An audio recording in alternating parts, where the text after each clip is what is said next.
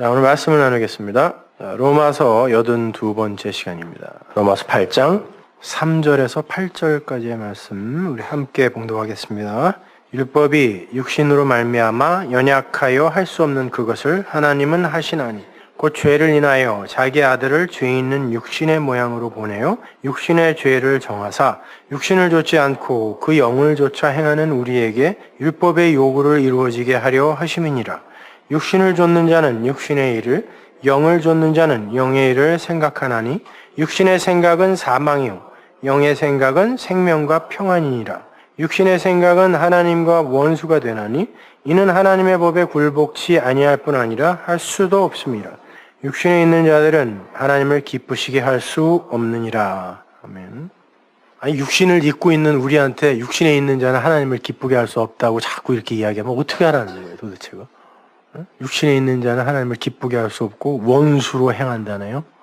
로마서 8장은 모든 학자들이나 설교자들이 이구동성으로 로마서 이해의 분수령이라고 이야기할 정도로 아주 중요한 장입니다. 로이드 존스도 로마서 전체 중에 한 장만 고르라면 8장을 고르겠다라고 이렇게 이야기했을 정도로 아주 중요한 장이에요. 그래서 제가 여러 번에 걸쳐서 단어 하나하나를 아주 심도 있게 설명을 해드리고 있어요. 그러니까 어떤 주석서에도 없는 이야기를 해드리고 있는 겁니다.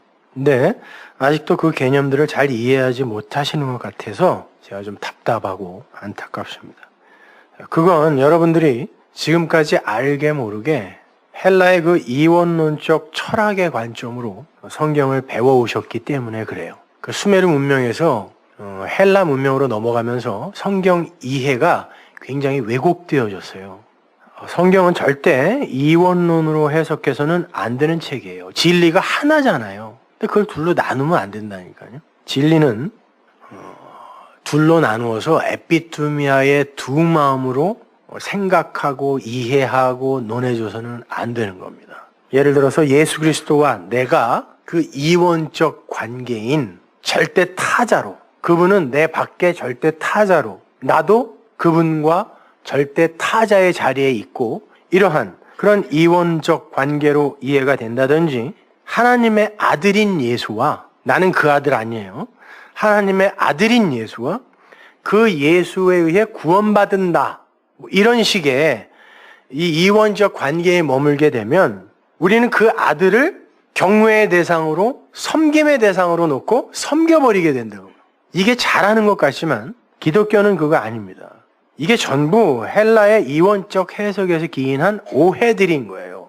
그게 겸손한 것 같고 내 자리를 지키는 것 같지만 성경은 그렇게 하지 않아요. 그렇게 네가 그 자리에서 나를 섬기겠다고 하는 게 사실은 네가 하나님 노릇하는 거라고 그렇게 이야기를 해요. 잘 이해하셔야 돼요, 여러분. 그거 겸손한 거 아니에요. 거기에다 속고 있는 거라니까요. 성경은 분명 우리 성도 전체를 가리켜 아들, 장자라 불러요. 하나님께서 이스라엘을 내 장자라 그랬다니까요. 내 장자. 장자는 예수님 아니에요? 하나님이 자기 백성을 아들이라 그래요. 장자라 그래요. 그리고 그들의 회합인 교회를 장자들의 총회라고 한다니까요. 장자들만 있어, 다. 아들만 있어. 그들만 모인 곳이에요. 그걸 교회라고 한단 말이에요. 맏아들이 머리이고 다른 장자들이 지체가 된 하나. 다 아들이에요. 그냥 그거 자체가 아들이에요. 하나님 나라의 백성은 하나라니까요. 예수를 머리로 한 하나. 바울은 그들을 가리켜 아들이라고도 부르고, 주님도 그렇게 씨, 복음의 씨, 진리를 그 씨, 마음으로 가진 이들을 아들이라 그래요. 주님께서 제자들에게 말씀하시면서 아들, 아들 할 때 자기가 자기 보고 아들이라고 한 거 아니에요. 그리스도를 머리로 한 어떤 아들들에 관한 이야기를 하는 거예요. 물론 그 안에는 예수도 들어가 있어요. 예수 그리스도도. 근데 그분이 그 전체를 대표하는 거지, 나머지 아들들은 그 아들과 상관없는 아들들이 아니라는 얘기예요. 성경은 우리의 이야기여야 한단 말입니다. 그 아들이라는 단어는 히브리어로 씨라 그랬죠. 씨, 제라, 후손, 씨. 아들은 생명의 씨인 진리를 가진 모든 자들을 총칭하는 개념이에요. 그게 아들이에요. 그래서 생명을 담고 오신 예수 그리스도를 진리, 말씀이라고도 하고 아들이라고도 하는 거예요. 왜? 진리, 씨, 말씀을 가졌기 때문에 그 씨를 가진 자가 아들이라니까요. 남자 여자 마찬가지잖아요. 씨를 가진 건 남자죠. 아들이란 말이에요. 그 씨를 남자가 여자에게 주면 그 안에 생명이 들어가 그 여자가 씨를 갖게 되고 그 안에 그게 생명이 잉태되면 그를 아들이라 그래요. 신부가 아들을 신랑으로 가지게 되면 그 신부가 아들과 연합이 되어서 아들 안으로 함몰되어 들어가는 거예요. 씨를 가진 아들로 또 다른 아들로 새롭게 재탄생하는 거예요. 그러므로 진리를 가진 이들은 그 안에 생명의 씨를 가진 이들이 되어서 신부에서 아들이 되는 거예요. 그래서 여자들이 점점 남성화되어져 가는 거라고 그랬죠. 이건 진리를 담고 있는 거예요. 설명하고 있는 거예요. 저 마누라가 왜 저렇게 옛날엔 안 그러더니 저렇게 그냥 빡빡하게 변해갈까? 아니 원래 그렇게 되어 있어요, 여러분. 그러니까 어린 양과의 혼인잔치는 이미 여러분의 인생 속에서 일어나야 하는 거예요. 그런 거지. 지금은 그런 일과 전혀 무관한 내가 다 언젠가 어느 때에 그 혼인잔치를 하게 되는 그런 거 아니란 말이에요. 여러분은 여기서 아들이 돼야 된다니까요. 그 씨를 마음으로 가져야 된다니까요. 그렇게 자기 안에 그 생명의 씨, 즉 그 진리의 말씀을 담게 되면 그 진리가 하나님이므로 내가 바로 성전이 되는 거죠. 하나님은 우리가 감지할 수도 없고 담을 수도 없어요. 아니 하나님이라고 불러도 안 돼요. 그분의 이름이 어떻게 하나님이에요. 하나에다가 님자 붙인 게 어떻게 그분의 이름입니까? 이름도 부를 수 없는 그분. 그래서 히브리 사람들은 아도나이라고 바꿔서 불렀죠. 그렇게 바꿔서 부를 수도 없는 그분. 그분이라고도 할 수 없는 그 존재. 아니 존재라고도 할 수 없는 거예요. 왜? 그건 우리의 오감이 감지가 되어야 오감의 감지가 되어야 존재죠. 근데 그분은 그것도 아니잖아요. 그러니까 그분이 내 안에 들어온다는 게 아니라 우리의 수준에 맞게 진리로 말씀으로 전해준 그것이 내 안에 들어오면 그 하나님이 내 안에 있다라고 여겨주시는 거란 말이에요. 그러니까 우리의 수준에서 담은 그 하나님, 그걸 엘로힘이라 그래요. 그 하나님이 내 안에 들어오면 내가 바로 성전이 되는 거잖아요. 그 하나님이 계신 처소니까, 거처니까.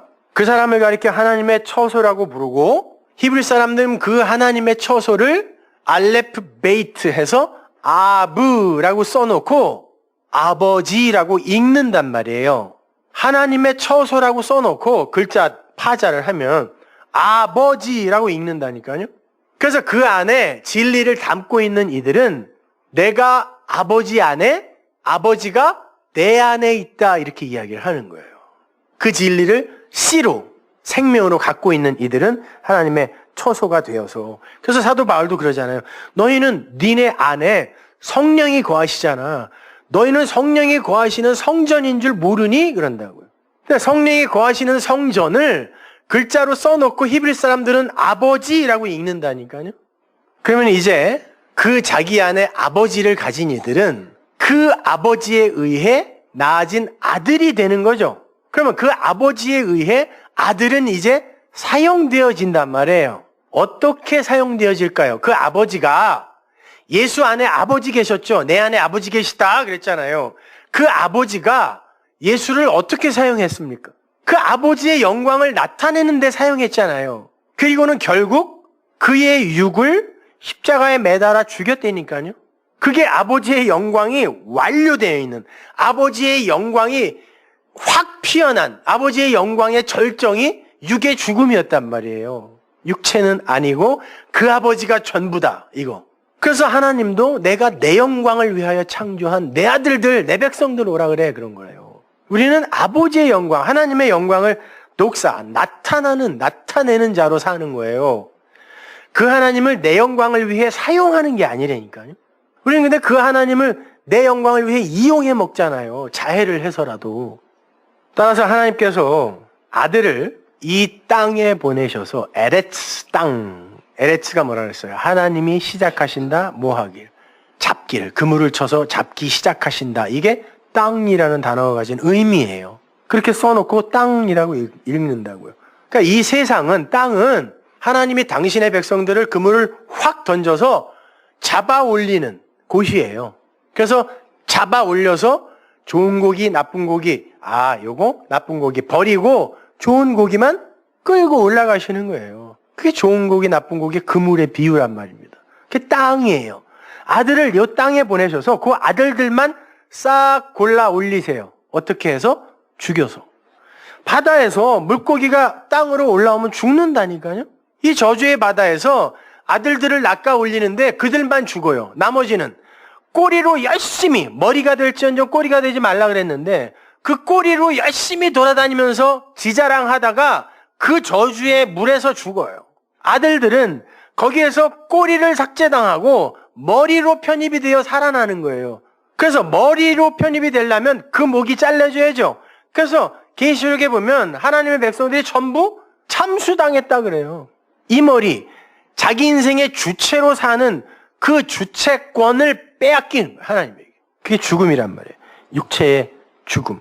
그 아들을 이 땅에 보내서 죄의 모양으로 육체의 죄를 정했다라는 오늘 본문의 그 말씀은 나와 무관한 저 팔레스타인 땅에 2000년 전에 왔던 어떤 그 아들만을 이야기하는 게 아니라 그 아들이 대표하고 있던 나의 이야기란 말이에요. 나. 그래서 하나님이 우리를 이 땅에 보내시는 동시에 우리는 죄인으로 태어난다 그러죠. 성경이 그러잖아요. 너희들은 다 죄인으로 태어난다. 왜? 아니 하늘에서 의인으로 완성이 된 이들이 왜 이 땅에 와서 죄인의 역할을, 죄의 모양으로 살다 가냐고요. 오늘 본문이 죄의 모양이라는 그런 이야기를 하잖아요. 왜 죄의 모양으로 살다 가게 해요? 왜? 그게 뭔지를 깨닫게 해서 너희들을 존재가 되게 한 그 의가 뭔지를 설명하기 위함이란 말이에요. 그러니까 우리 아들들이 이 땅에 와서 정죄에 당하는 거예요. 정죄라는 건 뭐라 그랬어요? 도덕적, 윤리적, 사회법적 그런 어떤 이를 근거로 하여 죄를 선고하는 게 아니라 재판관이, 심판관이 자기 임의대로 너 죄 있어? 그러면 그걸 정죄라 그래요. 그러니까 하나님이 의인인 우리에게 내려보내는 거예요. 예수님, 아들인 그분을 내려보내서 너 죄인 해? 그럼 죄인이에요. 예수님은 죄가 없었잖아요. 근데 하나님이 죄인 해? 죄인의 대표로 죽어? 그러니까 죄인이에요. 그게 아들이라고요. 우리도 마찬가지예요. 하나님은 여러분을 죄인으로 만들었다가 의인으로 완성시키는 게 아니라 의인으로 완성해 놓은 그게 도대체 어떠한 능력과 은혜와 사랑으로 된 것인지를 가르치기 위해 죄인의 과정을 잠시 살게 하시는 것뿐이라니까요. 그 모든 성경의 이야기는, 예수 이야기는 나에게서 감지가 되어야 돼요. 내 안에서 모두 일어나는 일이어야 한단 말입니다. 에베소서 1장에서 그러지 않아요. 우리를 하나님의 아들들로 만들었다 그래요. 이미 아들들로 앉혔다. 과거 완료로 해버려요. 그러면 아들들이잖아요, 우리. 되었다며요. 아들이 됐다면서요. 근데 그 아들이 이 땅에 왜 이렇게 죄인으로 내려와서 그 죄 때문에 이렇게 힘들어하며 사냐고요. 여러분이 자꾸 힘들다, 어렵다 그러는데 어려워요. 세상 사는 게 다 어려워요. 쉬운 사람 하나도 없다니까요. 엊그제 우리 미국에서 베벌리 힐즈에 사는 스티브라는 그분이 자이랜드 사장이었던 분이었어요. 2조 원을 벌은 사람이 한국 사람 중에. 와가지고 인터뷰를 하는데 그러더라고요. 한국으로 들어왔대요. 왜 들어왔냐 그랬더니 돈을 2조 원을 벌었는데 회사를 팔아갖고 캐시가 2조 원이 남았어요. 그 얼마만큼 큰 돈인지 난 모르겠지만 하여튼. 그래서 목욕탕이 11개가 있는 집을 사서 베벌리 힐즈 마이클 잭슨 집 옆에다가 5이서 목욕탕 11개를 어떻게 써요? 그러니까 이걸 자랑해야 되는 거야. 그러니까 매일 파티를 했다는 거죠. 조수미 씨도 와서 집안에서 콘서트를 했다니까 얼마나 크겠어요. 근데 6개월 지나니까 너무 공허하더라는 거예요. 사람들이 100명, 200명 와서 집안에 와서 콘서트를 보고 가는데 가고 나면 자기 침실과 부엌에 곧 밥 먹는 탁자 그거 이외에는 사용할 게 없어요. 그러니까 너무 공허하니까 한국에 들어왔어요. 한국에 들어왔는데 아무도 자기가 누구인지를 안 알아주네? 너무 화가 나더라는 거예요. 보세요. 여러분 2조 원이 있으면은 그냥 아무것도 안 하고 행복할 것 같죠? 공허해서 미치겠더래요. 그럼 뭐냐고 도대체가. 이 세상에 행복한 사람이 몇 명이나 되냐고요. 아니 이 세상 것들을 내 에너지와 배경으로 삼아 그것만으로 정말 행복한 사람. 잠깐은 행복을 느낄 수도 있고 누릴 수도 있겠지만 그것으로 계속 주구장창 행복한 사람이 누가 있어요? 다 힘들어요. 왜? 죄 때문에 그래요. 그걸 통과시키면서 그것이 내가 하나님 흉내내는 그 삶이 얼마나 무시무시하고 힘든 삶인지를 우리에게 가르쳐 주는 게 이 호코스모스의 세상이면 인생이라니까요. 그래서 아들들을 잠시 죄의 모양으로 정죄하여 내려보내는 거예요. 경험해 보라는 거예요. 그러니까 그 아들의 이야기는 예수의 이야기임과 동시에 나의 이야기가 되어야 되는 거예요. 우리는 율법, 즉 말씀에 의해 죽고 진리로 살아나는 예수와 그리스도의 삶을 그대로 살 수밖에 없는 이들인 거예요. 아들이거든요. 내 이야기예요. 내 이야기. 그건 동시에 일어나는 거예요. 죽는 만큼 살아나게 돼요. 죽는 만큼 누리게 돼요. 죽는 만큼 자유하게 돼요. 그리고 그 죽음은 이제 육체의 죽음으로 완료가 되죠. 육체가 죽으면 이제 완료가 되고 그 즉시 이제 완성이 되는 거예요. 육이 완전하게 죽으면서 피조물의 하나님 흉내 내기가 종료되는 거란 말입니다. 그러니까 이 세상을 여러분은 잠시 꾸는 꿈이라고 생각하시면 돼요. 현실 속에서 여러분이 꾼 꿈을 생각할 때 그 꿈 속에서의 나도 나죠. 근데 꿈을 꾸면서도 그래요. 이거 꿈인데 라고 인식이 될 때가 있어요. 근데도 그게 나래니까 둘 다 난데 깨버리는 게 꿈이에요. 그러나 영원히 지속되는 게 현실이라고요. 우리의 현실은 하늘이라니까요. 근데 이것도 나라고요. 여기에서 겪는 아픔, 고통 다 내가 겪어야 돼요. 그래서 꿈꾸면서 우는 사람들 있죠. 이빨 가는 사람들 있고 욕하는 사람들 있고 나라니까요. 내가 겪는다. 거기서도 힘들어요. 그러나 이게 우리의 현실은 아니란 말입니다. 복음을 이야기하는 사람들이 자꾸 비현실적이라 그러는데 맞아요. 내 현실은 하늘이거든. 그러니까 이 세상에서 비현실적일 수밖에 없다니까. 근데 자꾸 교회에서도 현실적인 이야기를 해달래. 아니 내 현실이 묵시인데 무슨 현실적인 이야기를 자꾸 해달라 그래요. 자, 그렇게 우리의 하나님 흉내내기가 종료되면 우리는 이제 하늘에서 하늘적 존재로 영원히 사는 거예요. 이렇게 아들의 이야기는 바로 우리의 이야기여야 하기에 예수님께서 이렇게 말씀하셨던 거예요. 요한복음 5장 17절 보세요. 아들, 아들, 아들 계속 나오는데 이게 누구 얘기인지. 예수께서 저희에게 이르시되 내 아버지께서 이제까지 일하시니 나도 일한다 하시매. 이거는 내 아버지께서 지금 일하시는 게 내가 일하는 거야. 이런 이야기예요. 아버지가 지금까지 일하니까 아이고 나도 일할 수밖에 없어가 아니라 내 아버지가 지금 일하시는 게 내가 하는 일에서 나타나는 거야. 이런 말이에요. 유대인들이 이를 인하여 더욱 예수를 죽이고자 하니 이는 안식일만 범할 뿐 아니라 하나님을 자기의 친아버지라 하여 자기를 하나님과 동등으로 삼으심이로라. 그러므로 예수께서 저희에게 이르시되 내가 진실로 진실로 너에게 이르노니 아들이 아버지 하시는 일을 보지 않고는 아무것도 스스로 할 수 없나니 아버지께서 행하시는 그것을 아들도 그와 같이 행하느니라. 아버지께서 아들을 사랑하사 자기의 행하시는 것을 다 아들에게 보이시고 또 그보다 더 큰 일을 보이사 너희로 기이 여기게 하시리라. 기이 여기게 하시리라. 이거는 깜짝 놀라게 하시리라가 아니라 찬송하게 하리라. 칭찬하게 하리라 이 말이에요. 아버지께서 죽은 자들을 일으켜 살리신 같이 아들도 자기의 원하는 자들을 살리시느니라. 자, 진리이신 생명을 품고 오신 예수가 말씀하세요. 내 안에 아버지가 계셔. 그 아버지가 일을 하시는 게 내 일이야. 그게 내가 하는 일이야. 내가 하는 일이 아버지의 일이야. 나는 아버지에게 장악돼 있어. 그 아버지가 내 안에서 일을 하는 게 이렇게 나타나는 거야. 이렇게 이야기해요. 그 아버지가 내 안에서 일을 하는데 그 진리가 내 안에서 일을 하는데 이렇게 나타나는 거야. 그래서 예수님이 직접 말씀하셔요. 나는 내 아버지가 하라는 말만 했고 하라는 일만 했다 그래요. 내 스스로 한 거 아무것도 없다 그래요. 본인이 직접. 다 아버지가 했다 그래요. 예수인 그 껍데기는 아무런 주도권이 없었다고 이야기를 한다니까요. 근데 그분이 아들이었단 말이에요. 그게 아들의 삶이에요. 아들의 육신이 부정이 되고 그 안에 있는 그 아버지의 하시는 일만 부각이 되는 거예요. 그게 육신의 죽음이에요. 그걸 그냥 십자가가 선명하게 한번 보여준 거예요. 아들은 이렇게 아버지에게 장악되어 아버지의 일을 나타내는 자다라는 걸. 그게 우리라니까요. 요걸 직역을 하면 내가 아버지야 이런 말이에요. 그렇잖아요. 내 안에 그 하나님이 말씀으로 진리로 들어와 있어요. 그걸 히브리 사람들이 아버지라고 읽는다 그랬습니다.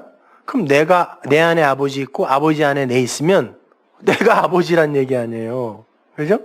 근데 유대인들이 뭐라 그랬냐면 어떻게 너와 아버지가 동일하냐? 네가 그 아버지의 아들이야? 그 하나님이 네 아버지야? 그랬어요. 친아버지라고 하는데 친이란 단어는 없고 그냥 아버지야? 그러면 예수님이 이렇게 욕을 먹었으면 자, 우리도 하나님을 아버지라고 하죠. 양아버지의 친아버지예요. 친아버지예요. 그분이 여러분을 만들었다니까요. 양자됨은 어답트했다는 말이 아니에요. 아버지 되심이란 뜻이에요. 친아버지라니까 우리 친아버지. 그럼 우리도 똑같이 욕먹어야 돼 이렇게? 야 네가 하나님의 아들이야? 맞아요 틀려요? 이거 보세요. 자신이 없다니까? 아니 성경에는 우리를 창세전에 하나님의 아들들이 되게 하셨다라고 하는데 우리는 자신 없죠. 섬기는 데는 도가 텄어요. 근데 그 하나님이 내 안에 아버지로 와 계시고 내가 아들이라는 걸 이야기를 하려면 무언가 깨름직해요. 이게 헬라의 이혼론에 빠져서 그래요, 여러분. 그건 불경한 게 아니에요. 하나님의 백성은 그렇게 창조될 수밖에 없는 거를 보여주는 거라니까요. 그래서 예수님이 그러는 거야. 내 안에 아버지 있어. 그리고 그 아버지에 의해 나는 존재야. 그 아버지가 하는 일을 내가 하는 거야. 그러니까 그 아버지와 나는 하나지. 그러면 내가 사는 거는, 내가 존재인 것은 그 아버지로 말미암는 것이지 나는 아무것도 아니잖아. 이거죠. 그죠? 그게 아들이에요. 하나님 나라의 백성의 그게 존재의 메커니즘이라고요. 그것이. 그러니까 육이 부정당하는 거예요. 역사 속에서. 예수님은 지금 내가 하나님이다 이런 말 하는 게 아니에요.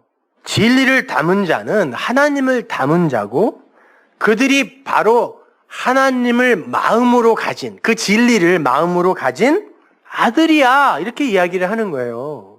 근데 로마, 즉 헬라 철학에 물들어버린 유대인들이 이원론적 사고에 푹 젖어서 하나님과 아들의 하나됨이라는 그 예수님의 말씀을 이해도 못할 뿐만 아니라 어떻게 하나가 돼? 왜? 그들은 영과 육 이런 거는 완전히 분리를 했거든요. 그래서 아주 극단적인 쾌락주의로 빠지기도 하고 극단적인 금욕주의로 또 빠지기도 하고 이랬단 말이에요. 완전히 분리를 해서. 근데 어떻게 그 하나님과 인간이 하나가 돼? 그분은 당연히 섬김의 대상이어야지. 근데 육이 하나님을 섬길 수 있다라고 하는 건 그 존재 자체가 하나님처럼 되어 하나님 흉내를 내는 거라니까요, 그것이. 그러니까 그 예수님의 말씀을 배격해버린 거예요. 그 진리의 말씀을 배격해버린 거예요. 알아듣지도 못했어요. 어떻게 우리가 하나님과 하나가 될 수 있으며 어떻게 우리가 하나님의 아들이 되냐? 분개했단 말이에요. 지금도 마찬가지예요. 도처에 하나님의 이름, 예수님의 이름을 부르는 이들은 많은데 그분을 그냥 내 밖에 어떤 타자로 저기에다가 던져놓고 그냥 열심히 비나이다만 하는 거예요. 그걸 우상이라 그래요, 여러분.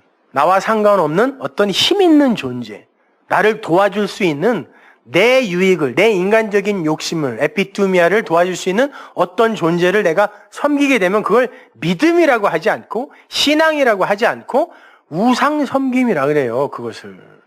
그게 무속신앙이라니까요. 신비주의나 기복주의는 말할 것도 없고 그런 건 이제 이야기도 하지 말자고요.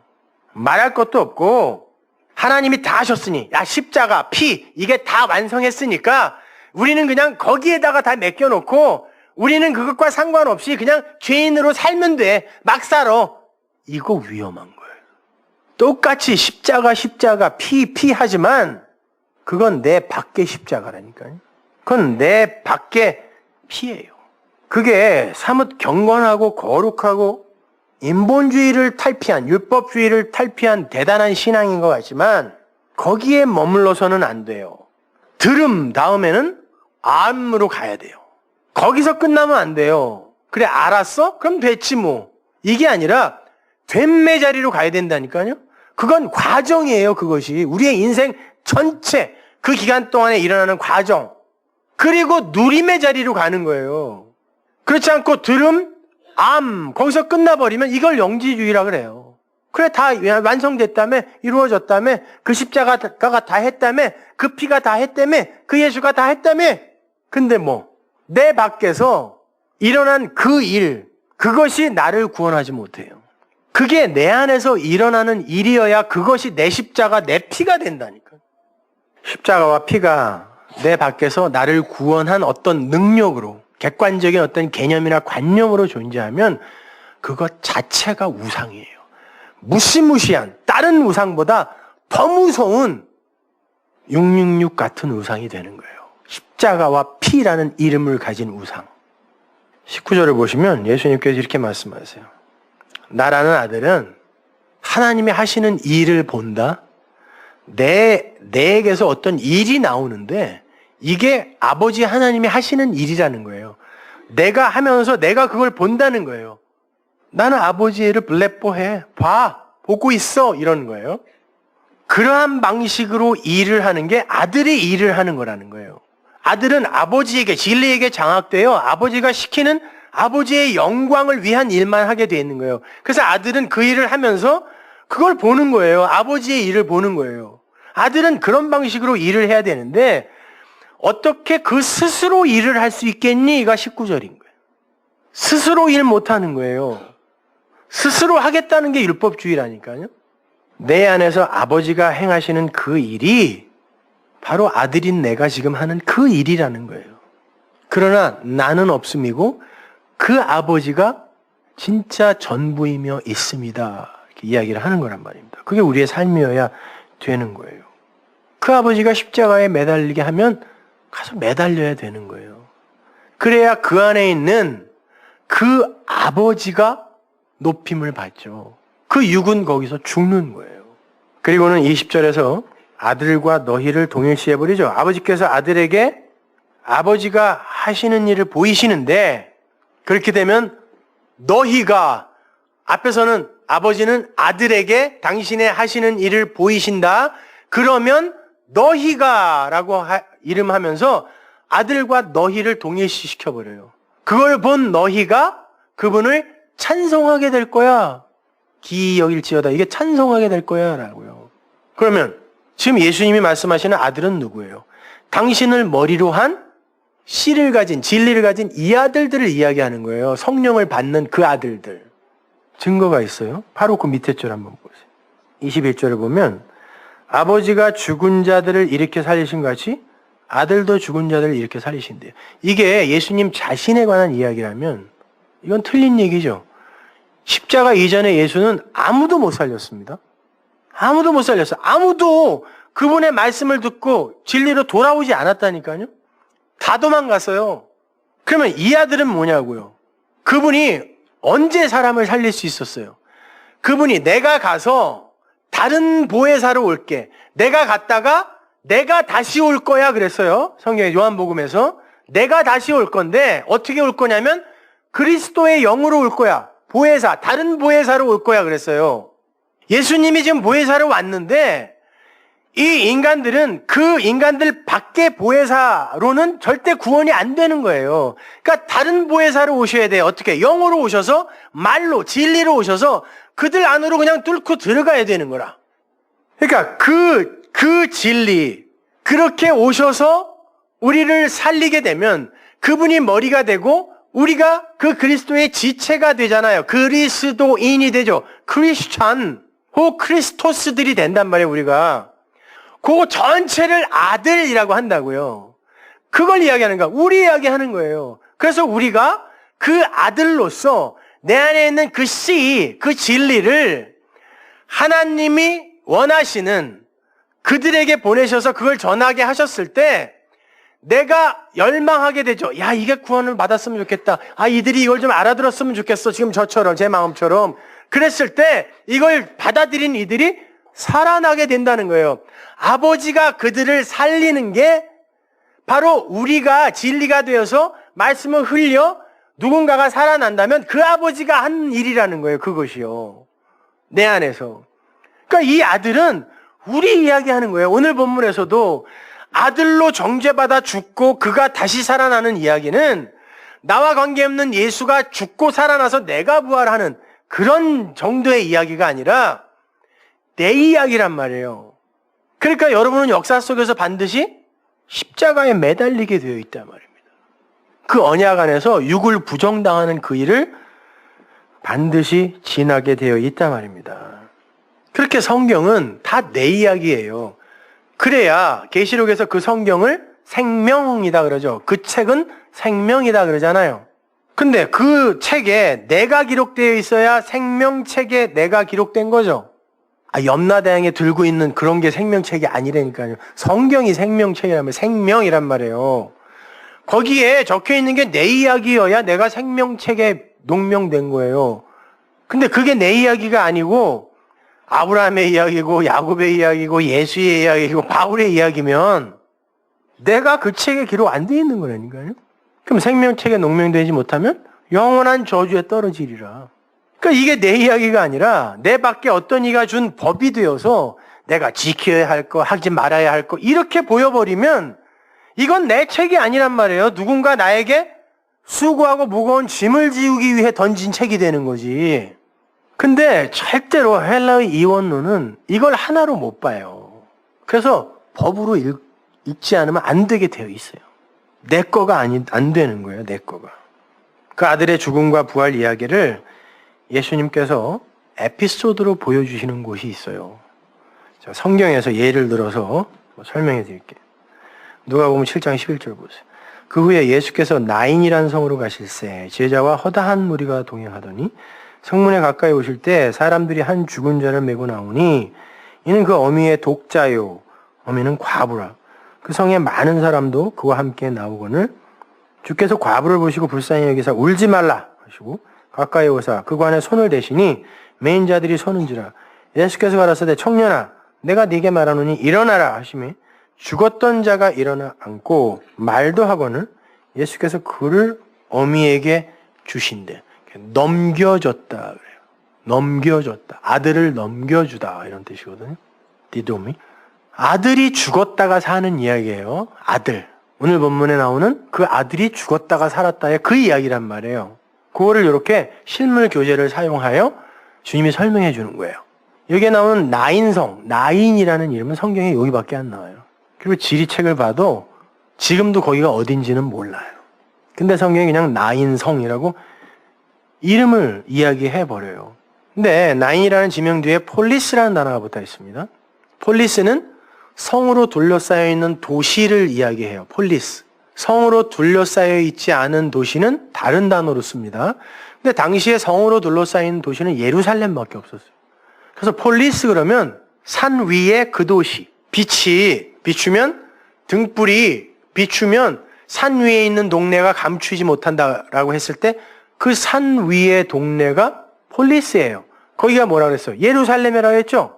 팔레스타인에서 산 위의 동네는 산 위의 도시는 예루살렘밖에 없어요. 다 평평한데 거기만 해박 800m란 말이에요. 예루살렘이라는 거기 자체가.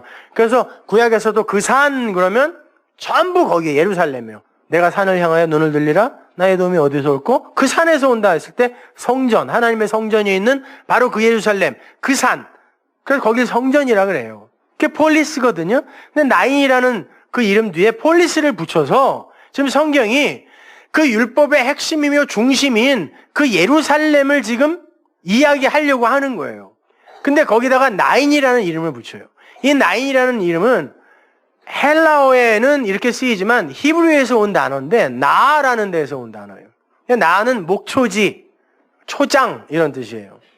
근데 이 단어는 성경에서 이 율법주의의 예루살렘 있죠. 거기를 하나님이 대선지서에서 이 나라는 단어를 어떻게 쓰냐면 그 초지, 이 나, 이거는 이미 황폐해져서 먹을 것도 없는 그러한 메마른 초지, 나다. 이렇게 선언을 해버리고 대선지서에서는 그러나 내가 그 초지, 그 나를 회복시킬 거야 라고 이야기하는데 거기에 써요. 이 단어를, 나를.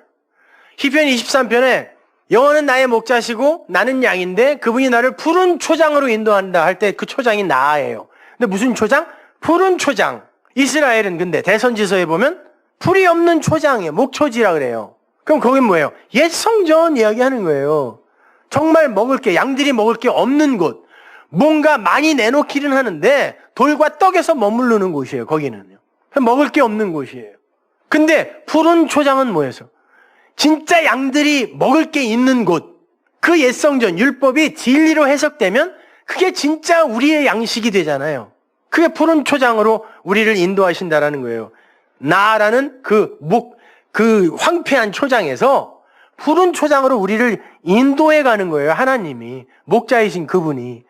거기 쓰는 게 나란 말이에요. 그러니까 나인 성, 나인 폴리스라는 건 예루살렘, 이제 회복될 필요가 있는 예루살렘을 가리키는 거예요.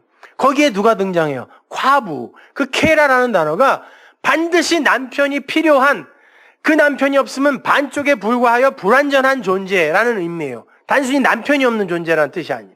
그러니까 이스라엘은 그 남편 못 만나면 이렇게 황폐한 초장에서 그냥 굶어 죽는 그런 과부, 고아, 그런 신세라는 걸 이야기해 주는 거예요. 나인성의 과부라는 그 단어 자체가.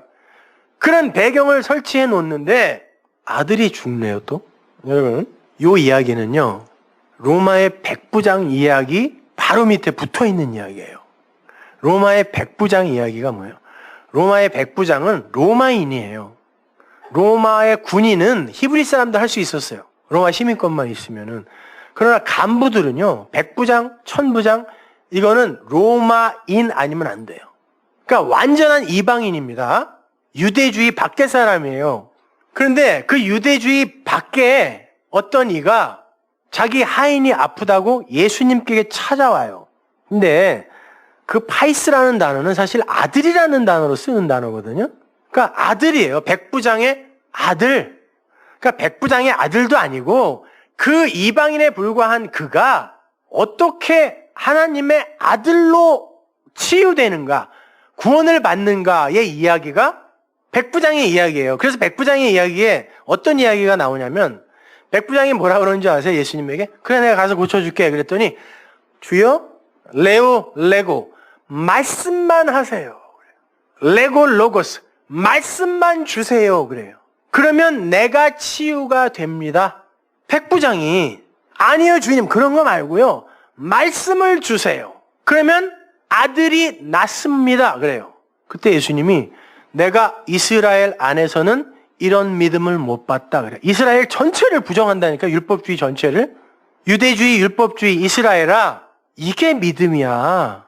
니들 안에는 이 믿음이 없어. 너희들이 열심히 율법 지키고 행위를 내놓아서 구원에 이르는 게 아니라 아들은 이렇게 말씀을 주세요 하여 그 말씀으로 살아나는 게 아들이야. 라고 율법주의, 유대주의, 이스라엘 전체를 부정해버리세요. 믿음 없는 자들로. 그리고 그 율법주의 밖에 있는 어떤 이방인이 말씀을 받자 아들로 살아나는 거예요. 그게 로마의 백부장이에요. 이 이야기는 바로 그 밑에 나인성 과부의 이야기로 이어지는데, 그 아들의 이야기가 그대로 아래로 내려와서 또 아들의 이야기로 나와요. 왜? 그가 어떠한 방법으로, 어떠한 메커니즘에 의해 온전케 치유가 되었는지를 이제 또 실물교제로 또 보여주는 거예요. 어떻게 유대주의 밖에 있는 그가 말씀으로, 진리로 아들로 살아났는가를 보여주기 위해 나인성 과부의 이야기가 붙어 있는 거라니까요. 그 이야기는요, 열왕기상 17장에 사르밧 과부의 이야기의 데칼코마니예요. 딱 찍으면 똑같은 이야기예요. 근데 열왕기상 17장의 그 이야기가 지난주에 제가 설명해 드렸지만 어떻게 진행이 됐어요? 일단 엘리야가 까마귀로부터 고기와 떡을 광야에서 이스라엘이 먹었던 거예요. 그거 먹고 다 죽었습니다. 까마귀는 뭐라 그랬어요? 예수님이 공중에 나는 새를 보라 했을 때 그 새가 누가복음에서는 저 까마귀를 봐라 이렇게 나오잖아요. 그 까마귀라는 단어 자체가 덮다, 장막을 치다 이런 단어라고 했으니까 옛 성전이란 말이에요. 옛 성전이 물어다 주는, 광야로 물어다 주는 그 떡과 고기는 절대 그들을 살려낼 수 없다. 그게 율법이거든요. 그래서 그릿 시냇가에서 먹는 거예요. 먹고 그릿이 뭐라 그랬어요? 카라트라 그랬죠. 카라트는 뭐냐면 인간이 선악 구조의 두 마음으로 하나님께 뭔가 드리려고 할 때 항상 둘로 나누어서 제사와 율법으로 드린단 말이에요. 그걸 바탈이라 그랬어요. 그럼 하나님이 그 반대쪽으로 넘어가서 인간과 하나님 사이에 경계가 생겨요. 그게 카라트예요. 거기서 나온 단어가 케리투투, 이혼 증서란 말이에요. 그러니까 성경을 여러분이 법으로 보고 하나님께 이걸 자꾸 지키고 행위로 내어놓아 하나님을 기쁘게 해드리겠다라고 하면 하나님이 넘어가서 케리투투 해버리세요. 그러면 성경이 여러분에게 이혼 증서가 되는 거예요. 하나님과의 이혼 증서. 그래서 엘리야가 까마귀로부터 떡과 고기를 먹고 받아 먹고 그릿 시내가 홀랑 말라버릴 때 그 카라트 그릿 시내를 넘어가 버려요. 경계를 확실히 거버리는 거예요. 유대, 이스라엘, 니네는 까마귀가 주는 떡과 고기를 먹는 진짜 기근 속에 있는 자들이야. 근데 그 밖에 풍년이 있단다. 그 기근의 이야기에 붙어 있는 거잖아요. 그리고는 카라트, 그릿을 넘어가죠. 그래서 사르밧, 이방이에요. 이방에 갔더니 거기에 자기가 누구인지를 알며 자기는 죽을 수밖에 없는 존재라는 걸 알아요. 내가 가진 건 이 밀가루 한 줌밖에 없는 그런 쓰레기 같은 존재인 것을 아는 남편이 필요한 어떤 과부가 있네? 근데 그 과부에게서 마지막 남은 밀가루 한 줌까지 홀랑 뺏어버리는 거예요. 그게 다나토스의 죽음이라니까요. 그랬더니 비로소 그 집에 풍년이 와요. 기름이, 진리의 말씀이 떨어지지 않고 양식이 떨어지지 않아요. 그러면 그 일이 어떻게 일어난 것인가를 설명해 주는 게 그 과부의 아들이 죽는 거예요. 죽었다가 살아난다고요. 그러니까 그 이야기란 말이에요. 역시 이것도 백부장의 이야기를 통해서 이스라엘, 니네 안에는 이런 믿음 없어? 라고 이스라엘을 부정하고 카라트, 그릿 시내를 홀랑 넘어가서 나인 성으로 가는 거예요. 그리고 거기서 과부를 만나는 거죠. 남편이 필요한 과부. 근데 그 과부의 아들이 죽었네요. 근데 그 아들이 죽었다라고 하는데 거기 쓴 단어가, 그 죽음이라는 단어가 완료 능동태예요. 그러니까 스스로 죽었다라는 뜻이에요. 그 말은 그 아들이 자살했다는 뜻이 아니라 누가 내 목숨 뺏는 게 아니라 나는 스스로 버릴 권세가 있는 자야 라고 한 어떤 아들의 이야기를 하고 싶은 거예요. 그 스스로 죽은 과부의 아들이 있어요. 남편이 필요한 아들, 우리 얘기 하는 거예요. 우리 얘기. 그 아들이 죽었어요. 근데 그 아들을 뭐라고 부르냐면 과부의 독자라고 그러죠. 그게 모노게네스예요. 독생자. 하나님이 세상을 이처럼 사랑하사 독생자를 주셨으니 해서 그 독생자랑 똑같은 단어라니까 그게. 그 아들이 독생자래요. 모노게네스. 하나만 가진 자. 하나님의 진리를 하나로 가진 자. 모노게네스. 그 아들이 죽어요. 그 아들이 누구예요? 예수이면서 나라니까요. 예수께서 그 아들에게 손을 댔다. 뭐 이렇게 번역이 있나요? 개역성경에. 거기에 쓰인 단어가 아프토마인데 그거는 악교로 딱 붙이다. 이렇게 같은 면을 악교로 딱 붙여버렸을 때 이렇게 하나가 되죠.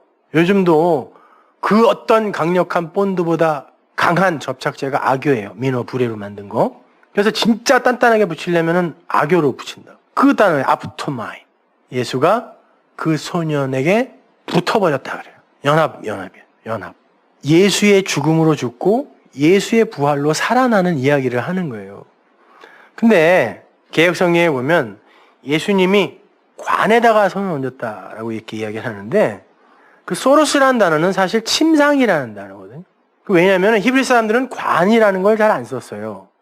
아주 왕이나 귀족들 특별한 사람들 아니면 세마포로 이렇게 싸고 뭐 향료 같은 걸 넣어서 싸고 이런 거 아니었으면 율법상 그들은 시체를 만지면 안 되고 죽음을 봐도 안 돼요. 그래서 누가 죽으면 그가 죽은 침상을 그대로 들어서 무덤으로 가지고 갔어요. 그 침상 이야기하는 거예요. 거기에 죽어있는 아들과 예수님이 아프토마이 붙어버린 거예요. 열왕기상에서는 엘리야가 어떻게 해요? 그 죽은 아들에게 그대로 포개지죠. 이렇게 3번. 그랬더니 아들이 살아나는 거거든요. 아들과 하나님, 엘리야가 하나님의 이름이에요. 그 하나님이 아들과 하나가 되자 살아나는 거예요. 죽은 자가. 그렇게밖에 살 수가 없다니까요. 우리는 죽은 자들은. 그러면 그의 육이 부정되는 거기 때문에 그가 죽고 사는 거란 말입니다. 근데 그 아들이 그렇게 해서 죽었다가 살아나더니 뭐 해요? 말을 하더라 그러죠. 그게 뭐가 이렇게 대단하길래 거기다 적어놨을까요? 죽었다가 살아나서 말한 게 뭐 이렇게 대단해요. 뭐 먹었더라, 울었더라, 감격했더라도 아니고 말을 했다. 로고스. 말이 없고 말을 할 수 없고 말을 들을 수 없는 게 죽은 거라는 거예요. 그러나 그분이 그와 하나가 되자 죽은 자가 살더니 말을 하더라는 것입니다. 바로 백부장의 이야기에서 뭐라 그랬어요? 말씀만 하옵소서. 나에게 말을 하면 내가 낫겠나이다 했더니 예수님이 말씀을 던졌네요. 살아났어요. 이 이야기 하는 거예요. 그걸 받아 살아났더니 내 안에 말이 있네. 죽었다 사는 아들이 그 말을 가진 자를 아들이라고 하는 거예요. 그 독생자예요. 모노게네스. 열왕기상에 그 사르밧 과부의 이야기가 어떻게 끝나는지 한번 보세요. 열왕기상 17장 23절. 엘리야가 그 아이를 안고 다락에서 방으로 내려가서 그 어미에게 주며 이르되 보라 네 아들이 살았느니라. 여인이 엘리야에게 이르되 내가 이제야 당신은 하나님의 사람이시요 당신의 입에 있는 여호와의 말씀이 진리인 줄 아노라. 당신 참 정직한 애가 아니에요. 진리란 단어에 진실이란 말. 당신의 입에 있는 게 진리네요. 아니 아들을 줬으면 아들아 뭐 이렇게 하던지 우리 아들 살려줘서 고맙습니다 이래야 되는데 갑자기 그런 말은 다 잊어버리고 당신 입에 있는 그 말이 진리네요. 그 진리가 살렸다는 뜻이에요. 그 진리로 살아나는 거네요. 그 과부가 아들로 살아나는 거예요. 진리를 받아. 그 이야기가 나인성 과부의 이야기란 말입니다. 보세요. 조금 전까지는 물질에 묶여 있어요. 아들이 죽고 아들이 살아나고 울고 웃고 이 물질 세계의 것이죠 다. 근데 그 아들이 죽었다가 살아나자 그거에는 관심이 없고 아들이 죽었다가 살았네요가 아니라 그게 진리네요. 비물질의 세계로 눈이 가는 거라고. 물질의 세계에서 금방 아들이 죽었다고 울고불고 했던 여자가 그거에서 벗어나서 현상계에서의 그 일에서 벗어나서 당신 입에 있는 게 진리네요? 이렇게 이야기한단 말이에요. 그게 우리의 인생 속에서 나타나는 거란 말이에요, 여러분. 우리의 존재관이라는 게 사실 물질에 국한되어 있어요. 우리의 사전은 오감으로 감지가 되지 않는 걸 존재라고 하지 않아요. 하다못해 냄새라도 있어야 돼요. 그래야 존재라고 하죠. 미루어 추측하여. 그러나 성경은 그렇게 이야기하지 않습니다. 성경은 물질이 그 안에 비물질의 세계의 것인 그 비물질의 진리가 들어있지 않으면 그 물질이 죽었다 그래요. 죽은 것은 존재가 아니에요. 성경은 그걸 존재라고 하지 않아요. 묵시 속에서의 존재는 물질이 삭제되고 비물질, 영의 것으로 사는 걸 존재라 그래요. 하나님 나라의 존재는. 인간 세계에서의 오감으로 감지되는 그러한 것들을 이야기하는 게 아니란 말입니다. 그러니까 진리를 깨닫는다는 건 다른 게 아니에요. 눈에 보이는 물질로 구성되어 있는 이 현상계의 모든 게 그 내용, 비물질의 세계의 것인 하늘의 어떤 것을 담지 못하면 그게 아무런 가치가 없는 없음에 불과하다는 걸 아는 걸 진리를 알았다라고 하는 거예요. 내용을 알았다라고 하는 거예요, 그거를. 그렇잖아요. 여러분 지금 살아있죠? 살아있는 거예요, 맞아요, 이거? 근데 성경이 숨쉬고 생각하고 움직인다고 살았다고 이야기 안 한다니까요. 살아있는 건, 살아있음이라는 건 그 안에 하나님의 것, 그 비물질의 세계에 그것이 들어있을 때 그게 살았다라고 그래요. 그러면 그게 빠지면 죽었다라고 하는 거거든요. 그러면 그 죽은 것들이 내어놓을 수 있는 거는 가치 있다 없다. 무가치한 거예요. 예를 들어 볼게요. 다른 종교인들이나 예수를 안 믿는 그런 무신론자들이 할 수 있는 어떤 근사한 가치 있어 보이는 행위들, 근데 그들 안에 비물질 세계의 진리가 없네요. 생명이 없네요. 근데 그들이 내어놓아 가치 있다라고 칭찬받을 수 있는 그 일, 그게 진짜 하나님이 보기에 가치 있는 거예요? 나쁘다고 이야기하는 게 아니에요. 하나님이 보기에 그게 구원과 관계에 있는 거예요.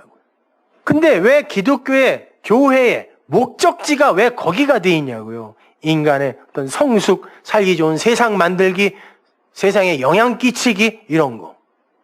그건 복음도 아니고 신앙도 아니고 아무것도 아니에요. 보이는 것은 나타난 것으로 된 것이 아니라며요. 그러면 보이는 건 나타나지 않는, 보이지 않는 어떤 것을 내용으로 담고 있는 거라는 얘기네요. 그러면 그걸로 보지 못하면 그 보이는 건 아무짝에도 쓸모없다는 거예요. 그냥 모형이에요. 근데 그 모형을 모형으로만 내가 인식을 하고 끌어당기면 그걸 죄라 그래요, 성경이. 그걸 어두움이라 그래요. 그걸 거짓이라 그래요. 그걸 가짜라 그래요. 그러니까 여러분도 지금 여러분이 살았다라고 하는 건 여러분 안에 계신 그리스도의 영, 그리스도, 그 진리 때문에 여러분은 산자죠. 그래서 바울이 그러는 거예요. 나는 죽었어. 근데 어떻게 산자 됐는 줄 알아? 내가 사는 건 내가 산 것이 아니라 내 안에 있는 그리스도로 난 산 거야. 이렇게 이야기하는 거예요. 갈라디아서 2장 18절 보세요. 만일 내가 헐었던 것을 다시 세우면, 헐었던 건 율법이죠. 내가 나를 범법한 자로 만드는 것이라. 헐었던 것을 다시 세우면 자기가 스스로 자기를 죄인으로 만들어버리는 거래요. 하나님이 율법을 폐했어요. 완성했어요. 근데 성경을 보면서 자꾸 또 오리로 가자, 오리만 가자 그러면 십리가주래네. 오른편 때리면 왼편도 대주래네. 속옷 달라 그러면 겉옷도 주래네. 이렇게 또 법으로 읽어버리면 자기 스스로 자기를 죄인으로 만든다는 거예요. 내가 율법으로 말미암아 율법을 향하여 죽었나니 나는 그 율법으로 율법에 대해 죽었다 그래요. 이는 하나님을 향하여 살려 함이니라. 내가 그리스도와 함께 십자가에 못 박혔나니 그런즉 이제는 내가 산 것이 아니요 오직 내 안에 그리스도께서 사신 것이야. 이게 그 말이에요. 내 안에 그리스도가 없으면 죽은 거라니까요. 나는 어떻게 산 거다? 내 안에 그리스도가 살아있기에 나는 산 거야 라고 이야기할 수 있다는 거예요. 이제 내가 육체 가운데 사는 것은 나를 사랑하사 나를 위하여 자기 몸을 버리신 하나님의 아들을 믿는 믿음 안에서 사는 것이라. 이 육체는 아무것도 아니라는 거예요. 믿음이 진짜라는 것입니다. 내 안에 사는 그리스도가 진짜 생명이라는 거예요. 따라서 육체를 얼마만큼 개발하고 성숙시키느냐 이런 거는 구원과 유기의 결정에 아무런 영향을 못 미치는 거예요. 나쁘다는 거 아니에요. 하세요.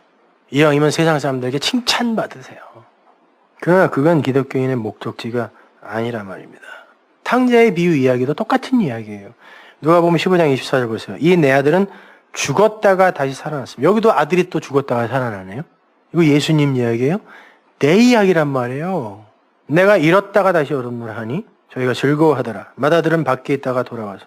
하나님의 아들은 죽었다가 살아야 되고 잃었다가 얻어야 돼요. 근데 예수님이 그렇게 얘기했더니 유대인들이 뭐라 그랬어요? 내가 아버지를 떠나본 적이 없거늘 내가 언제 종이 됐었냐? 내가 뭐 어디서 풀러내야 된다는 거야? 난 아버지를 떠나본 적이 없어. 맏아들이죠 이거요. 맏아들이 그러잖아요. 난 아버지가 시키는 거 다 했습니다. 내가 언제 아버지 떠난 적이 있습니까? 난 한 번도 아버지를 떠난 적이 없어요. 이렇게 열심히 일했는데 왜 나를 칭찬하지 않고 아무것도 안 하고 세상에 나와서 돼지들과 돼지 우리 안에서 돼지 주염 열매 싸움을 하던 저놈을 기뻐하세요. 왜 장자의 상징인 그 반지를 저놈한테 끼워주세요? 아니 그런 거 하지 마세요. 아버지 그거 불공평한 거 아니에요.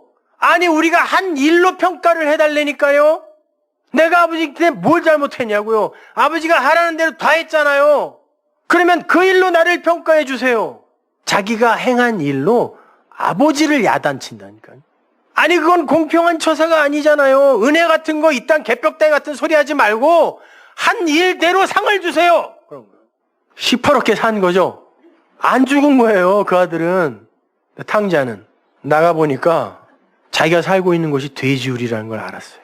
돼지는 유대인들이 가장 부정하다고 여겼던 짐승이에요. 그리고 자기를 봤더니 돼지들하고 쥐염 열매, 돼지 먹이 갖고 싸우고 있네? 내가 돼지구나를 알았어요. 그러면 이건 먹을 거 아니고 진짜 먹을 건 어디 있지? 아버지 집에. 그 아버지 집에는 종들도 풍성하게 먹던데. 그리고 머리 긁적이면서 뭐 착한 일을 한 것도 아니고 무슨 대단하게 무슨 뭐 업적을 쌓고 온 것도 아니에요. 그냥 머리 긁적이면서 신발 질질 끌고 돌아온 거예요. 아버지 여기밖에 비빌 데가 없어요.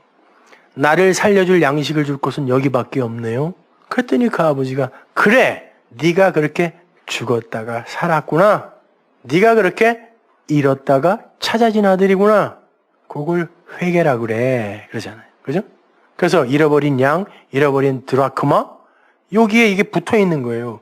그리고는 그걸 다 싸잡아서 비유, 파라볼레 이 단수로 쓴다고. 그러니까 요 세 가지, 네 가지 비유는 다 한 비유라는 얘기거든요. 근데 그게 다 회개의 이야기였잖아요. 이게 회개야. 그 죄를 통하여 의와 선을 가르치는 거예요. 그걸 회개라 그래요. 죄를 달리 보게 하는 거. 그게 메타노이아란 말이에요. 그러니까 반드시 여러분이 돼지라는 걸 아셔야 된다니까요. 그리고 이 세상이 돼지 우리에 불과하다는 걸 알아야 되는 거예요. 근데 그걸 아는 게 그렇게 쉽냐고요. 그러니까 우리는 그냥 하나님 앞에서 다나토스의 죽음을 죽으면 피조물의 자리로 잘 내려가면 되는 겁니다. 외롭고 힘들고 때로는 이 세상이 주는 어떤 위로나 위안이나 아니면 응원이나 이런 걸 안 주기 때문에 우울하고 힘들고 어렵기도 해요. 왜냐면 세상이 줄 수 없는 평안이거든요. 그러니까 우리는 근데 그 세상의 평안에 갈급해 있다고요. 그리고 그것만 배워왔기 때문에 그거와 다른 평안을 에이레네를 하나님이 주는데 그게 때로는 외로움으로 감지가 되고 우울함으로 감지가 되고 힘듦으로 감지가 되고 그러는 거예요. 그래서 세상이 줄 수 없는 평안이라니까요. 세상도 줄 수 있는 평안으로 그게 감지가 되면 뭔가 잘못된 겁니다, 여러분. 로마서 6장 6절 보세요. 우리가 알거니와 우리 옛사람이 예수와 함께 십자가에 못 박힌 것은 죄의 몸이 멸하여 다시는 우리가 죄에게 종노하지 아니하려 함이니. 예, 죄의 몸이 멸해졌는데 그 죄가 누구를 부리겠어요? 없어졌는데, 죽어버렸는데. 죽었다며요. 그 이야기 하는 거야. 이는 죽은 자가 죄에서 벗어나 의롭다 하심을 얻었음이니라. 만일 우리가 그리스도와 함께 죽었으면 또한 그와 함께 살 줄을 믿노니. 죽었으면 그게 산 거야. 이런 말이에요. 죽었으면 그게 산 거야. 이는 그리스도께서 죽은 자 가운데서 사셨음에 다시 죽지 아니하시고 사망이 다시 그를 주장하지 못할 줄 알미로라. 그의 죽으심은 죄에 대하여 단번에 죽으시며 그의 살으심은 하나님께 대하여 살으심이니 이와 같이 너희도 너희 자신을 죄에 대하여는 죽은 자요 그리스도 예수 안에서 하나님을 대하여는 산 자로 여길지어다. 그럼 죄에 대하여 여러분은 죽은 자네요? 그 죄가 여러분을 노예로 부릴 수도 없어요. 그 육체가 십자가에서 죽었기 때문에. 그거 믿으세요? 근데 왜 자꾸 회개하고 그러세요? 나쁜 거 아니야. 그럴 수밖에 없어요. 그렇지만 그때마다 여러분이 그 복음, 진리의 말씀으로 돌아가서 제자리를 딱 잡으셔야 돼요. 그렇지. 맞아. 이건 하나님이 미워하는 거 맞아. 그렇지만 이걸로 내가 흔들려서는 안 돼. 그렇기 때문에 예수 안에서 내가 죽은 거니까 그리로 돌아가시면 되는 겁니다. 로마서 7장 4절 보세요. 그러므로 내 형제들아 너희도 그리스도의 몸으로 말미암아 율법에 대하여 죽임을 당하였으니 이는 다른 이 곧 죽은 자 가운데서 살아나신 이에게 가서 자, 첫 번째 남편은 율법, 그 죽으면 예수, 죽으면 다른 이 그리스도의 영, 성령이 오는 거죠. 그래서 첫째 남편은 죽고 둘째 남편으로 우리는 가야 산다 그런 거예요. 다른 이, 그 다른 이에게로 가서 우리는 하나님을 위하여 열매를 맺는다 그래요. 5절. 우리가 육신에 있을 때에는 율법으로 말미암는 죄의 정욕이 우리 지체 중에 역사하여 우리로 사망을 위하여 열매를 맺게 하였더니 어떤 법이 우리를 독려하여 열매를 맺게 하잖아요. 야, 인간이 어떻게 그렇게 사니? 도덕은 이런 거고 윤리는 이런 거니까 그렇게 살면 안 되라고 어떻게 열매를 맺게 하잖아요. 진리와 무관하게. 그건 사망의 열매래요. 아무리 멋있어 보여도. 이제는 우리가 얽매였던 것에 대해 죽었으므로 율법에서 벗어났으니 이러므로 우리가 영의 새로운 것으로 섬길 것이요 의문에 묵은 것으로 아니할지니라. 영의 새로운 것으로 섬겨라.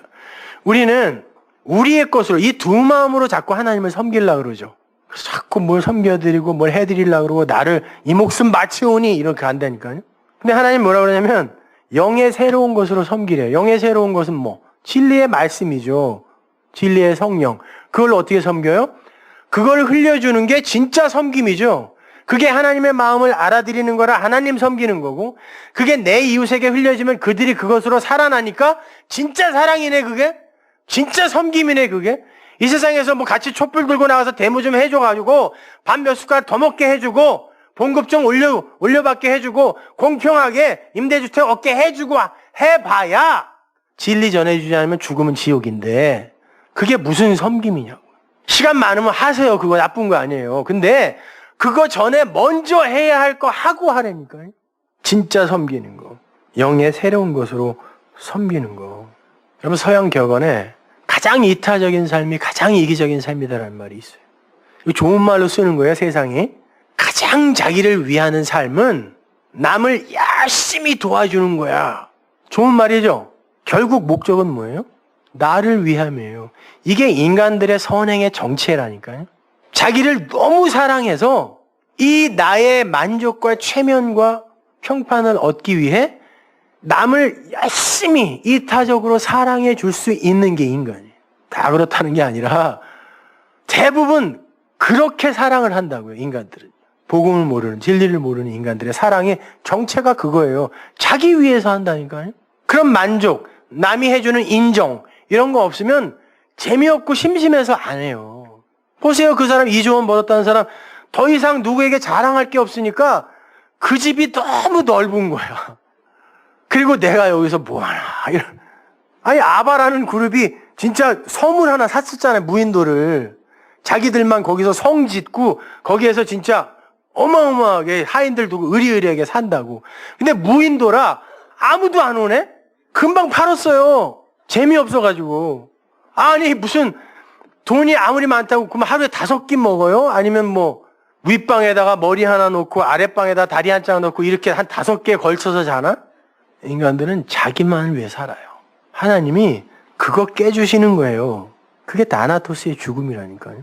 그래야 이왕이면 착한 사람으로 사세요. 그 이왕이면 불쌍한 사람들 많이 도와주며 사세요. 너무 인색하게 살지 마세요. 엊그저께도 보니까 고작 그거 2천만 원 그 유산 싸움 한다고 아버지가 그거 꼴보기 싫어서 목 매달아 죽으셨더라고. 그 뭐 자식들한테 그거 남겨줘 봐야 여러분 뭐 그 독이에요, 독. 그냥 우리 아버지한테 그랬다니까. 남겨줄 것도 없지만 하여튼 혹시 어디다 감춰놨으면 땅에다 묻고 가시라고. 자식들한테 주지 말고. 불쌍한 사람들 도와주면서 사세요. 그리고 인격적으로 성숙해지세요. 욕 먹지 말고 개독견이 뭐 이런 욕 먹지 말고. 그러나 성경이 뭔지 말씀이 뭔지 진리가 뭔지 먼저 알고 하자는 거예요. 그래야 내 자랑으로 안 쌓여요. 안 그러면 전부 내 자랑으로 쌓여요. 내 스펙으로. 내 자가발전 그 배럴이 충전이 된다니까요. 진리 없이 육체가 쏟아낼 수 있는 최상의 것들을 아무리 많이 쏟아낸다 할지라도 사도 바울이 그거 다 배설물이라고 그랬어요. 그 단어는 여러분 똥이라는 단어예요. 영양가가 아무것도 없는 물 위에도 둥둥 뜰 수밖에 없는 헛거. 하나님이 그거 그렇게 인정 안 해준다는 거예요. 진리가 없이 하는 모든 일은 진리만이 생명인 거예요.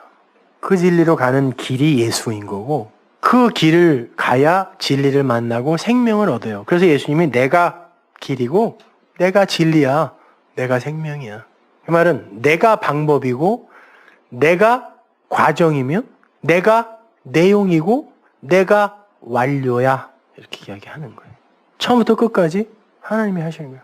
하나님이 내가 알파요 오메가라 그러죠. 알파는 헬라어의 첫 단어고 오메가는 마지막 단어예요. 내가 시작하고 끝낸다는 얘기예요. 그래서 나인성 과부 아들의 이야기 다음에 세례 요한의 이야기가 등장하는 거예요. 세례 요한이 제자들을 보내서 오실 그이가 진짜 당신 맞습니까? 이렇게 물어요. 아니면 우리가 다른 일을 기다릴까요? 이거 로마서 7장의 그 이야기예요. 오실 그이가 당신입니까? 아니면 다른 일을 기다려야 됩니까? 우리는 알죠? 둘 다 뭐? 같은 거예요. 예수님이 그 다른 일을 담고 오셨는데 그 다른 일이라는 내용을 세례 요한이 못 보는 거예요. 그래서 세례 요한을 예수님이 율법과 선지자의 마지막 완료자, 완성자라고 이야기하는 거예요. 구약의 마지막이라고 이야기하는 거예요. 아니 율법과 선지자, 구약의 마지막 선지자는 말라기 아니에요? 근데 예수님이 굳이 그런다니까? 얘가 구약의 마지막이야 그래요. 왜? 세례 요한이 구약의 그 마지막 그 인물로 대표로 모형으로 온 사람이에요. 그래서 목 잘려 죽는 거라니까요. 그리고 뭘로 완성돼요? 사랑의 사도 요한으로 완성되는 거예요. 그래서 신약성경이 사복음서가 세례 요한에서 시작돼요. 요한복음으로 끝나는 거고 신약성경은 세례 요한에서 시작돼요. 요한계시록으로 끝나는 거예요.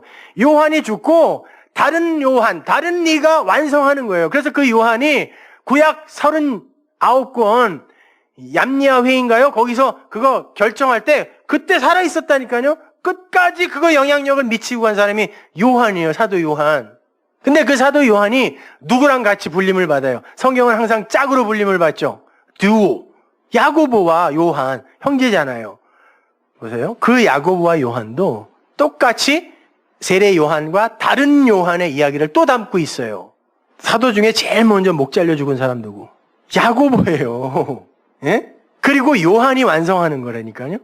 야고보의 이름은 히브리어로 야곱, 실족시키는 자, 비진리, 강도 이런 뜻이에요. 그가 요하네스예요. 남아프리카 공화국 수도가 요하네스버그죠. 그 단어예요. 하나 여호와의 은혜란 뜻이에요. 요하네스가 강도에 불과한 실족시키는 자, 비진리가 하나님의 은혜로 말미암아 요하네스 완성이 되는데 그 가운데에는 반드시 죽음이라는 과정이 필요하다를 보여주는 거예요. 그래서 세례 요한도 그러는 거예요. 이 사람이 예수님의 사촌이에요. 같이 자랐다니까 6개월 차이밖에 안 나요. 근데 하나님이 찾아오셔서 그러네. 물세례 계속 줘라. 그러면 그 중에 성령이 비둘기같이 내리는 사람이 하나 있을 거야. 그가 메시아야. 그래서 계속 물세례를 줬어요. 그랬더니 사촌이 오는데 그 위에 진짜 성령이 임하네? 너였냐? 이렇게 된 거죠. 아니 그런데 어려서부터 같이 자랐을 거라고 자치기도 같이 하고 놀았을 거라고요. 근데 자기가 감옥에 가 있는데 메시아라고 온 인간이 안 구해주는 거예요. 이게 율법이라니까요. 물질세계에 갇혀 있는 거. 그러니까 기다리다가 오실 그이가 당신입니까? 왜? 그 모형인 껍데기만 본 거예요. 구원은 못 받았다 이런 얘기가 아니라 우리에게 뭔가 이야기를 해주기 위해 그 역할을 하는 거예요. 세례 요한이. 그래서 나중에 제가 설명해 드리겠지만 창세기 1장이 세례 요한의 이야기예요. 그리고 마지막이 요한계시록이니까 성경 전체는 요한에서 요한으로 끝나네? 예, 여호와의 은혜에서 시작하여 여호와의 은혜로 끝나는 게 성경이에요. 그래서 백부장의 이야기로 이스라엘이 묵사발되고 나인성 과부의 이야기로 하나님의 은혜, 그 아들의 죽음과 부활에 의한 구원의 이야기가 설명되고 그 다음에 요한의 이야기가 또 붙어 있는 거예요. 면도칼 하나 들어갈 틈 없이 하나님은 진리의 내러티브를 이렇게 이어가신단 말입니다. 그렇게 율법의 마지막으로 세례 요한이 죽어야 사랑으로 완성되는 진리의 사도 요한으로 살게 되는 거. 이걸 설명해 주기 위해 오실 그이, 다른 이, 오실 그이에서 어떻게 다른 이가 되니? 네가 아들이 되어 목 잘려 죽으면 그걸 다른 이로 보게 되는 거야. 이걸 요한이 삶으로 설명해 주고 간 거예요. 너 아직도 물질 세계에 갇혀 있잖아. 이렇게 이야기한다. 그래서 예수님이 그 수준으로 대답해 주죠. 제자들에게. 가서 얘기해. 가난한 자에게 복음이 전해진다. 거기서 푸토코스에서 가난한 자가, 푸토코스가 뭐래서 절대적 가난, 진리의 결핍을 아는 이들, 그들에게 복음이 전해져. 그렇게 되면 어떻게 되는 줄 알아? 안진뱅이가 일어나 소경이 눈을 뜬다. 귀머거리가 듣게 돼. 그리고 문둥이가 깨끗하게 된다. 가서 얘기해. 이거 선지서에 나오는 이야기잖아요. 그대로 얘기해 줬어요. 그러면 진리를 알지 못하는 이들이 그 말을 들었을 때 어떻게 받아들이겠어요? 아, 예수 믿으면 병이 낫는 거구나. 이렇게 받아들이겠죠. 예수님은 그 안에 진리를 담아주신 거예요. 아들이 죽고, 아들 안에서 죽고, 아들 안에서 산 자들은 그의 결핍이, 그 과부의 한 부분이 진리로 채워지게 되는데, 그렇게 되면 그 가난한 자의 결핍이 채워지는 거고, 그때 그들의 눈이 열리고, 그들의 귀가 열리고, 그들이 말을 하게 되고, 그게 바로 부정한 자가 정하게 되는 거야. 이 이야기를 해준 거란 말이에요. 주님이. 그럼 한번 보자고요. 안진뱅이, 다리가 없어요. 듣지 못해요. 보지 못해요. 말을 못해요. 이런 짐승이 하나 있는데 뱀입니다. 뱀은 성대가 없어요. 성대가 없어서 소리를 못 내는데 혀만 있네. 소리가 없는 자가 혀만 갖고 있으면 뭐예요? 그 혀가 글로사죠. 불의 혀처럼 성령이 임한다 했을 때 그 혀를 성경이 방언이라고 번역했어요. 글로사를. 그러니까 말이 없는데, 내 안에 가진 말, 진리가 없는데 혀만 낼름거리는 게 뭐예요? 방언이에요. 내용도 모르는 엉뚱한 말만 뇌까리는 거. 뱀의 혀라고 그러는 거예요. 그래서 그거를. 말이 없다니까요. 성대가 없어요. 소리를 못 내요. 왜? 내 안에 진리가 없거든. 뱀은 눈으로 입체적인 시각, 이걸 확보할 수가 없어요. 입체적인 시각이 없어서 형체를 분간하는 게 아니라 열과 냉한 것만을 분별해요. 귀, 고막, 아무것도 없어요. 진동만 감지해요. 다리가 없어서 서지도 못하네? 그러면 원래 진리를 알지 못한 우리가 그 뱀이었다는 거죠. 그래서 예수님이 내가 뱀 돼서 죽을게. 그래야 너희들에게 평안의 복음의 그 복음을 전할 그 발이 생기고, 아름답도다 하나님의 복음을 전하는 그 발이요, 그 발이 생기고, 너희들의 귀가 열리며 너희들의 눈이 떠해지고 너희들이 말을 하게 될 거라는 거예요. 그게 부정한 뱀에서 하나님의 백성이 되는 유일한 길이라는 겁니다. 그러니까 뱀, 옛뱀 이거 딴 데 가서 찾을 게 아니라 하나님 내가 뱀이었습니다. 근데 그 아들이 죽음으로 제가 이렇게 그 진리를 말하고 그 진리를 보고 듣는 자가 되었네요. 감사합니다 하나님. 이리로 가야죠. 그게 나의 죽음이잖아요. 내 육의 죽음. 그거 하라는 거예요. 이게 뭐가 어렵냐고. 왜 자꾸 저한테 설교 어렵게 한다 그래요. 그럼 무슨 얘기를 해달라는 거예요? 영화 본 얘기 뭐 이런 거 해드릴까요? 여러분이 삶 속에서 뭐 적용해야 할 것들 몇 개로 딱 추려서 대지 딱딱 나눠서 이렇게 설명해 드리면 그걸 쉽다고 하시겠어요? 아니, 하나님이 하늘의 비밀은 감추어 놨다 그래요. 감추어 놨다 그러고 그거를 가르쳐 주려고 너희들에게 성경을 줬는데 너희들이 못 알아먹으니까 내가 가르치는 자를 함께 보내줄게 라고까지 말씀하셨어요. 그러면 그건 어떤 이가 열심히 하나님과 씨름하며 말씀과 씨름하며 잘 배워서 가르쳐 주지 않으면 모른다는 이야기예요. 근데 그걸 어떻게 쉽게 날로 먹으려고 그러냐. 여러분, 성경은 절대 문자로 보면 안 돼요. 그냥 여러분이 국어책이 있는 수준으로 그리고 도덕책이 있는 수준으로 그렇게 봐버리면 성경은 그냥 도덕 윤리책이 돼버린다니까요. 그럼 그건 여러분의 영생에 아무런 영향을 못 미치게 돼요. 언어나 문자, 소리는요, 말은 항상 인간 중심으로 변하게 되어 있어요. 그것도 아주 급속도로 빨리. 그래서 우리가 쓰는 언어를 50년 전 어른들에게 가서 하면 아무도 못 알아들어. 그죠? 할아버지들, 손자들하고 얘기하면 저게 무슨 얘기인가 그래요. 그 정도로 변한다니까요. 지금 우리가 소리로 갖고 있는 하늘, 천, 이거는 얼마 전까지 하늘, 천이었어요. 근데 천 발음이 잘 안 되잖아요. 그러니까 인간들이 발음하기 쉬운 천으로 자기들이 바꿨거든요. 근데 천이라고 읽었던 시대의 진리가 적혔다고, 기록됐다고 생각해 보자고요. 근데 우리가 지금 천이라는 글자를 갖고 그 시대로 가요. 그래서 그 사람들에게 천이라고 이야기하면 그 사람들이 그거 알아듣는다, 못 알아듣는다. 천이 뭐야? 근데 우리는 지금 이렇게 변화되어진 이 천이라는 이 수준, 이 영역으로 그 성경을 보고 있으면 안 되는 거예요. 그 천이라고 쓰였을 때 그때 당시로 올라가서 배경과 문화와 그리고 그걸 쓴 이의 뭐 환경이나 인품, 성격, 심지어 이런 것까지도 다 고려를 하여 이게 이런 의미겠거니 하고 공부를 해야 되는 거예요, 여러분. 그래서 설교자나 또 책을 쓰고 하는 이들은 공부를 하고 연구를 해서 그것이 그 당시에 어떤 의미로 쓰였겠는가, 그리고 그 당시에 책들은 그 단어들을 어떻게 쓰고 있는가를 잘 연구를 해서 이게 그거네요.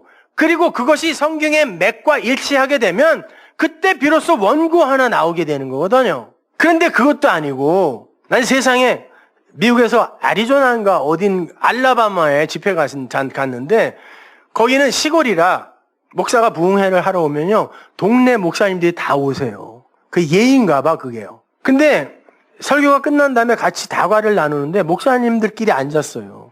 인상 팍팍 쓰면서 뭐 저런 게 와갖고 막 그래서 자기들끼리 얘기하는데 나는 말도 안 시키고 아니 세상에 골프 치러 수요일마다 가는데 예배 시간이 7시인데요. 홀이 한 2개가 남으면 이걸 교회를 가야 되나 저걸 마저 치고 가야 되나 이것 때문에 근데 결국은 그걸 다 치고 간다는 거예요. 내가 놀란 거는. 그래서 늦게 가면요. 사람들이 알아서 기도하고 있거나 찬송하고 있대요. 그러면 올라가서 아무 데나 펴서 자기가 그냥 갖고 있는 이야기를 하면 사람들이 다 은혜를 받는다는 거예요. 그거를 자랑스럽게 이야기를 하고 있더라고요. 얼마나 불쌍합니까? 거기 앉아있는 분들이요.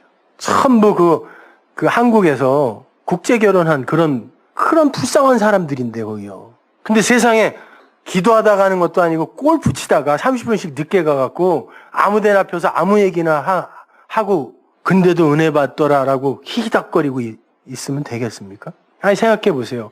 우리 학교 가서 바두가, 영희야, 철수야, 학교 가자 이거부터 배우죠.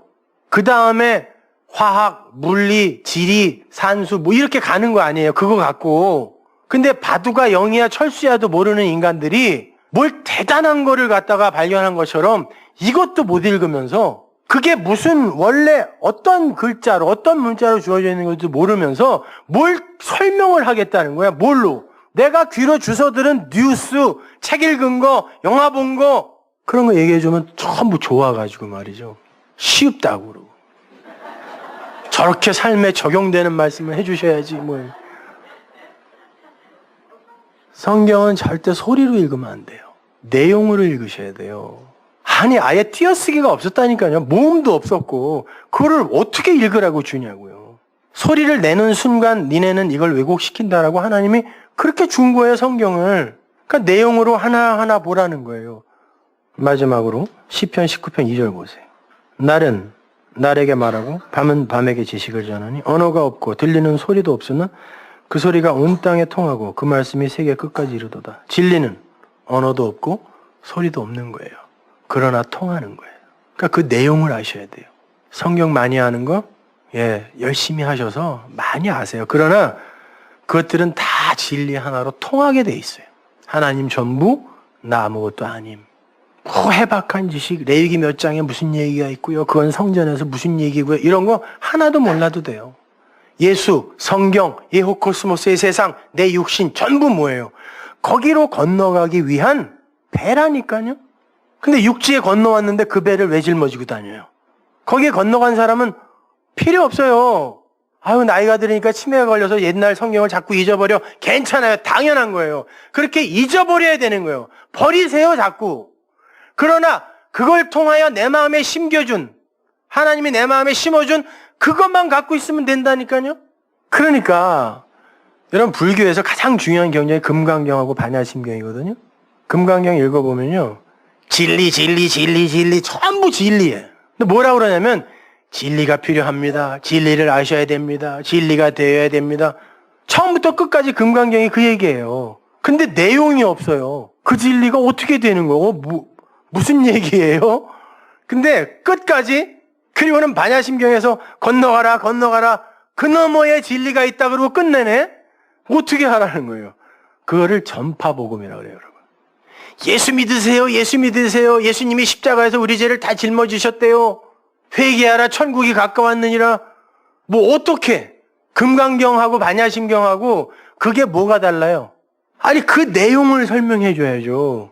그래서 그 내용을 다른 예화도 아니고 성경에서 일부러 하나하나 골라다가 다 이렇게 설명해 주는데 그게 왜 어려워요? 아유 그게 그거였어? 이렇게 감동적이어야지. 성경에 관심이 없어서 그래요. 다들. 아니 여러분 그게 생명입니다. 물질은 영의 세계에서 아무 소용이 없어요. 여러분이 나중에 새로운 육신을 부여받아 하나님 나라에 가게 되지만 그렇게 진리를 품은 그러나 완성된 그 육신은 영이에요. 여러분. 물질이 아니라니까요. 그 세계는. 그러니까 이 세상 속에서 진리를 담지 못한 물질의 허황됨을 잘 배워서 아들로 죽고 다른 아들로 사는 거예요. 그게 여러분이 살 길입니다. 다음 시간에 to be continue. 기도하겠습니다. 하나님 은혜를 감사합니다. 아버지 하나님, 죽어서 산다라는 이 역설이 어떻게 이원론적 사고방식의 이해가 되어지겠습니까? 어떻게 하나님과 내가 하나가 되어 내가 그 하나님으로 살고 아버지는 나를 품은 이로 산다는 이 말이 어떻게 이해되어지겠습니까? 그렇게 되면 인간의 모든 존재가 완전히 무시되고 삭제되는 것인데 어떻게 우리가 그것을 쉽게 수긍하겠습니까? 그러나 하나님, 우리의 눈과 귀를 열어 뱀에 불과했던 우리의 그 실존을 이렇게 하나님의 백성으로 아들로 바꿔주시니 아버지 하나님, 그저 감개무량할 뿐입니다. 그것으로 기쁘게 하시고 그것으로 행복하게 하여 주옵소서. 예수님의 이름으로 기도합니다. 네.